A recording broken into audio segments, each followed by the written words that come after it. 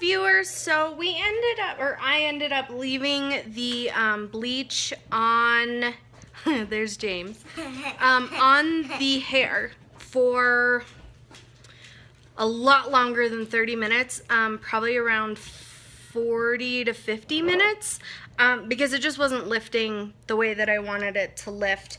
I'm going to show you, somehow the green that I had made turned into very purple. So it'll be interesting to see what this looks like when I wash it out. So I'm gonna rinse it out and then I'll show you the results. Okay, so these are the results. Sort of what you would expect and then sort of not. This is just the straight bleach, and I do have my flashlight on so you can get more of a true color. Just because the lighting in here is really terrible. It's a pale yellow, so it definitely need a toner, if not some more lifting. The magenta turned, if possible, even more, and it was supposed to be purple, but anyway, the magenta turned, if possible, even redder than it was before. You can see up here, this was the color before, you know, without any bleach at all. So yeah, it went even more red. This is the green, and actually I really kind of like the way that this turned out. It's still pale yellow, but it has less, if you can see, not really because it's not focusing very well. It has, in some of the hairs, you can still see, like right here, some of the red, versus like this spot here is like super pale yellow. Whereas this one seems to have a little bit more of a unified, or a, cohesive color. I'm not an English major. So that's super interesting to me that it seems to have taken more evenly. It does still have, you know, when the hair is all together, more of a interesting hue to it.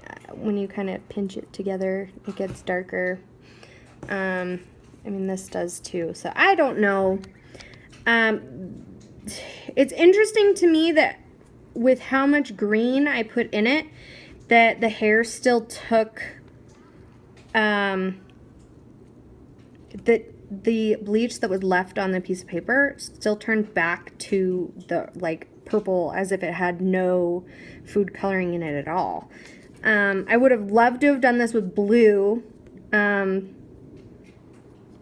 see what that would look like, but I didn't. I will take one final shot of this when it's all dry, so that you can see, you know, what it looks like when it's dry. And then I'm actually probably going to do a second round on the hair, not with the purple because obviously that didn't work at all, but just to see what, if it happens again, if I use even more green food coloring. So stay tuned.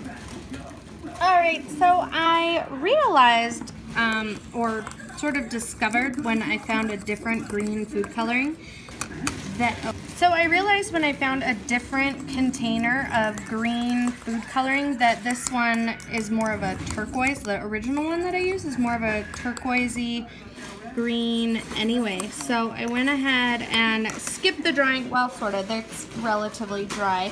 This was the original green, this was the just plain dye, or plain bleach.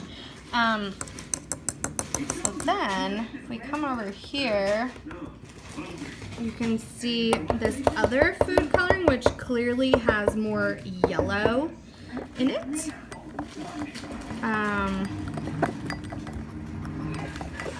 It appears that what is happening is the bleach is actually lifting the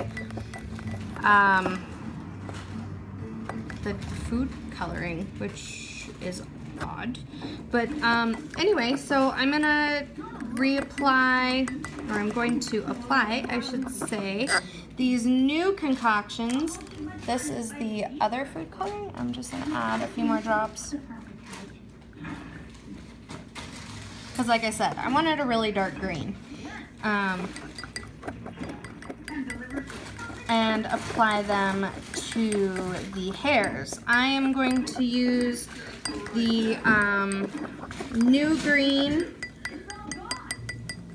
on, which you're seeing that this is turning much more of a true green as compared to this sort of turquoisey one. This true green on the plain bleach, and then reapply the turquoise onto what it was before. So because it's already lifted, and I'm also trying to see like what kind of damage this does, I am going to only leave it on for about 10 minutes before removing it, just because I know that if I leave it on super duper long, it's definitely going to trash the hair, and then I won't be able to test the condition of the hair with this process. So I will check back with you in about 10 to 15 minutes. Alright, so as you can see, the second round, I didn't really get much more lift or toning. The elasticity of the hair, though, stayed really good. This is the first green that was a little bit more of the turquoisey. It's sort of a gold, golden blonde, but at least it's not orange, which, you know, a lot of people when they color or when they lift their hair end up with this super, super orangey color, especially when they're coming from a red. So the fact that this is like a really nicely toned golden blonde is sort of kind of cool.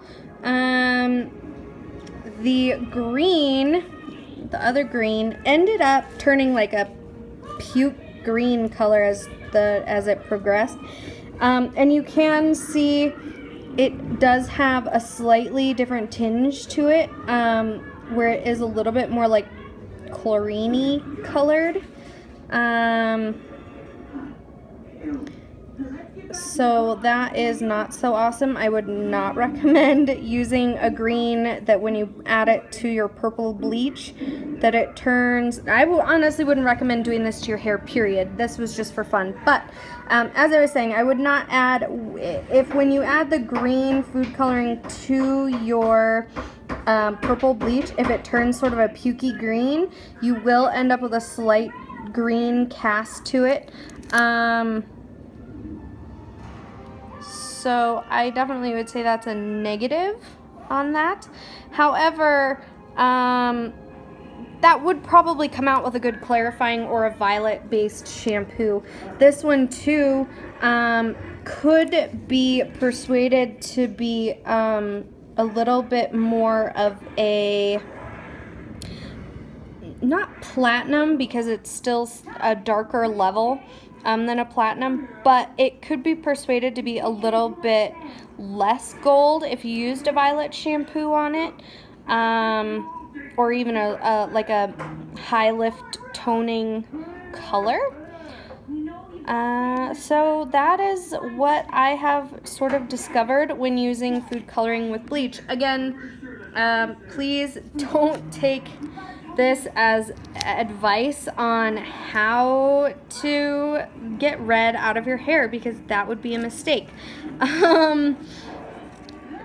This was just a fun thing for me to try and see, you know, if I should go for a green or a purple lifting color additive, or if I should go for the blue, which of course I wasn't able to try because I wasn't able to find a blue. So the jury is still slightly out on that,